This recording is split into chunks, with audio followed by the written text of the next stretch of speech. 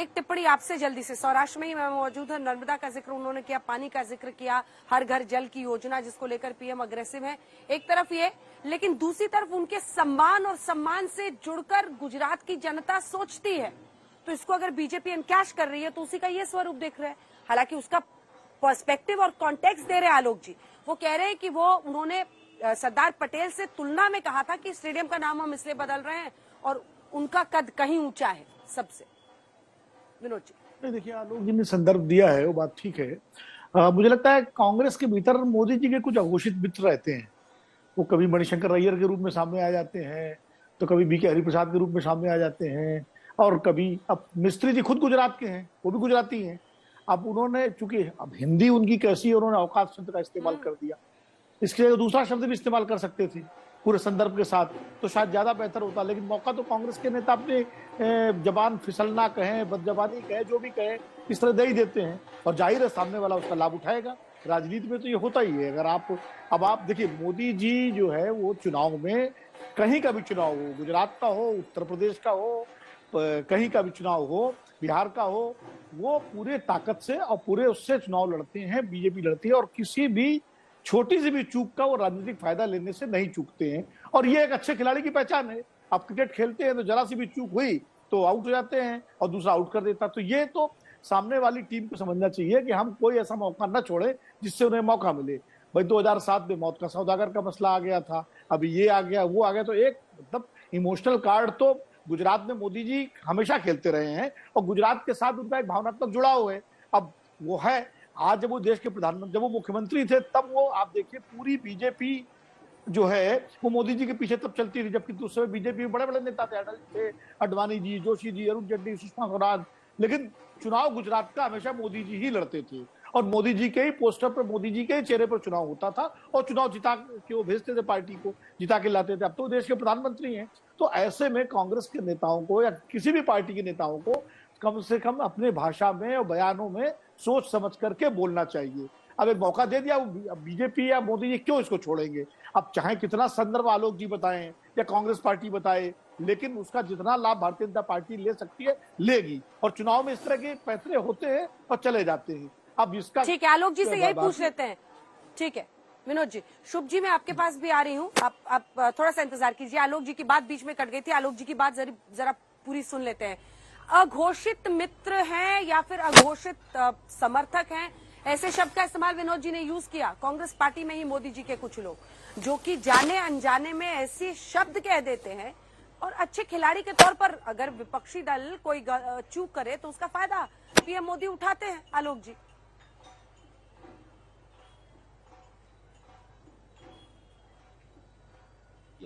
उनको इमोशनल शब्दों की इस्तेमाल करना पड़े तो मुझे लगता है कि सबसे पहले वो हार मान लेते हैं।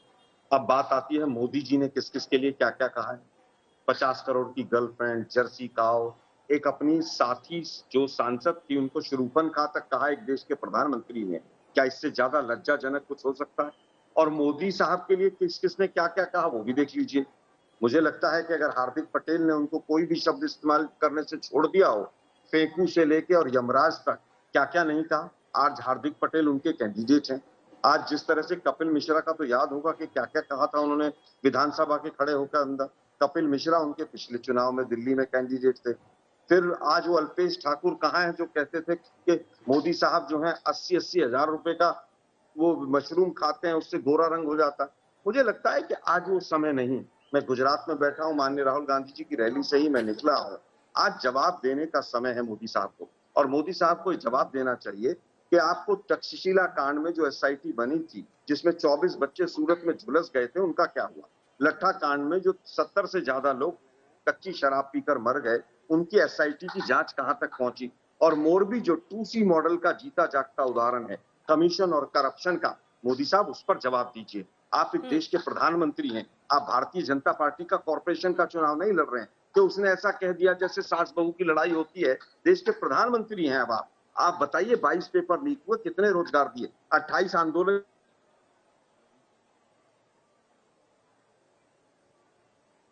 वो 4 लाख करोड़ पर पहुंच गया। गुजरात आप जिस समय पर मुख्यमंत्री बने 10,000 करोड़ का मात्र कर्जा था, और उसके बाद 4 लाख करोड़ का कर्जा हो गया आपके ऊपर। आप इस बात के उत्तर दीजिए ना। आप बताइए कि लिटरेसी रेस में कहां पर पहुंचा है। आप बताइए कि सेक्स रेशियो नेशनल एवरेज 943 है और गुजरात का आज भी 919 है। आप बताइए तमाम चीजें जो हो रही हैं नेगेटिव, 2 लाख बेरोजगार थे, आज 40 लाख बेरोजगार हो गए। 300 लोगों का एक डी कैटेगरी का एक फॉर्म निकलता है, 17 लाख बच्चे उसमें अप्लाई करते हैं। और जो ये बात कहते हैं कि इंडस्ट्रियलाइजेशन ही मोदी ने कर दिया, इनका तो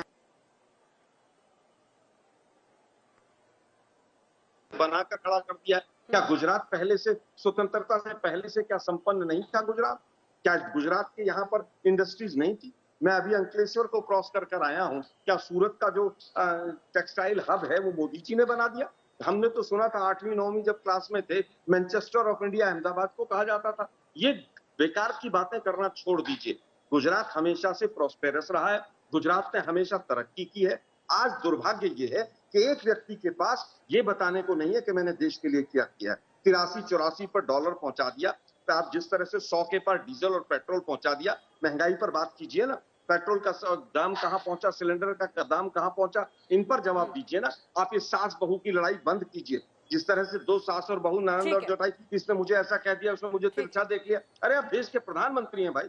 आप बताइए भूखमरी के इंडेक्स में हम पीछे क्यों पहुंच गए? आप बताइए 6.5 करोड़ लोग जो है वो गरीबी रेखा से नीचे क्यों चले गए?